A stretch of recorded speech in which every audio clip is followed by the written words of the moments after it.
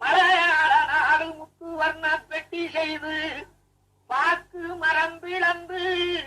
மலையாள தேசங்கருப்பா உமக்கு பஞ்சவர்ண பெட்டி செய்தான். தேக்கு மரம் பிளந்து